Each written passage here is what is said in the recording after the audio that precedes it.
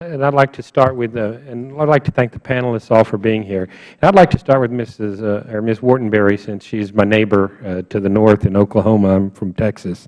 And ExxonMobil put together a little graphic that I wanted to share with you guys. This basically shows a drilling, and about 100 feet under, you'll typically hit the groundwater. And I realize you might have a little difficulty seeing that. And then to protect the groundwater, there are multiple layers of concrete and steel casing. And this is true in both conventional wells that go down and hit a pool of oil or gas, or a reservoir of oil and gas, as well as when hydraulic fracking is used. Is that an accurate statement?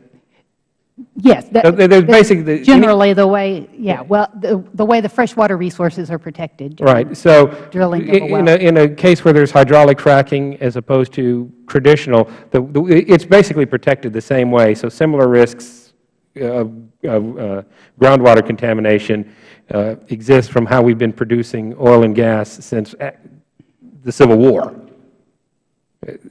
basically.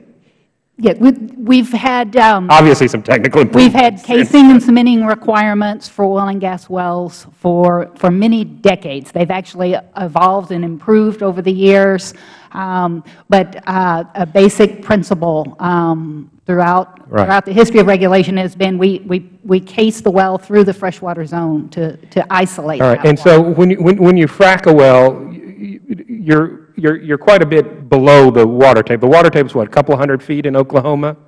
It varies. That's one thing. The geology and But I mean, you're typically you're talking hundreds of feet, not thousands of feet.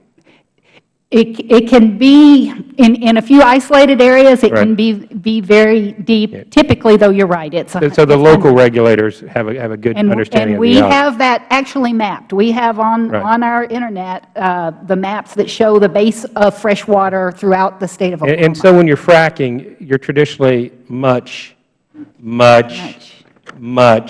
deeper. I mean, we're talking miles. Certainly in most Texas cases, it's at least a mile, sometimes 2 miles below the water table. So the chance of something migrating up through the rock going up 2 miles just defies common sense that's an issue. Let me go on to and visit with Mr. McKee.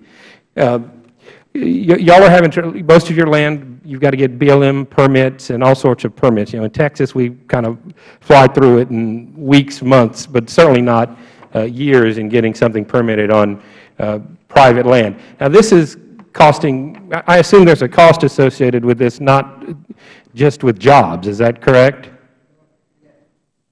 Yes, that's correct. There was a study that we just released that shows that the investment on every well is about $6 million in Utah.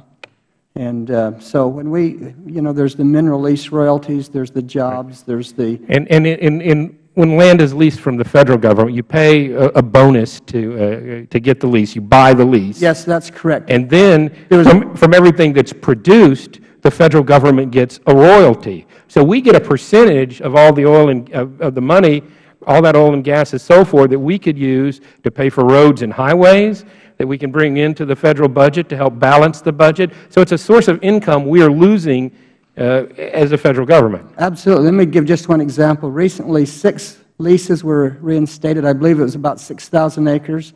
The right to lease on those lands it cost the bidders $48.6 million just for those 6,000 acres, just for the right to drill. And then there's a 12.5% royalty that comes into the Federal Government. There's a sharing formula with the states. But that's a tremendous source of revenue. I indicated there were over $200 million of Federal mineral lease royalties coming out of my county. I also sit on the Transportation and Infrastructure Committee, and one of the ways we're looking to pay for maintaining our deteriorating infrastructure of roads, bridges, the interstate highway system is using that royalty money. So those delays are costing the American people in not just dollars and cents, but in much-needed repairs and even the safety of our highway system. Absolutely.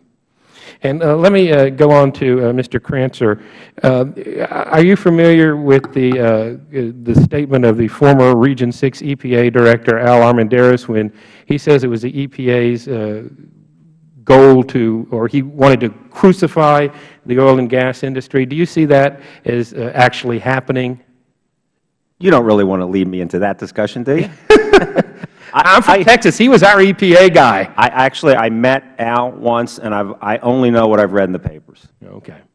But do you feel like the EPA is targeting, do you have a feeling that they're targeting the oil and gas industry unfairly?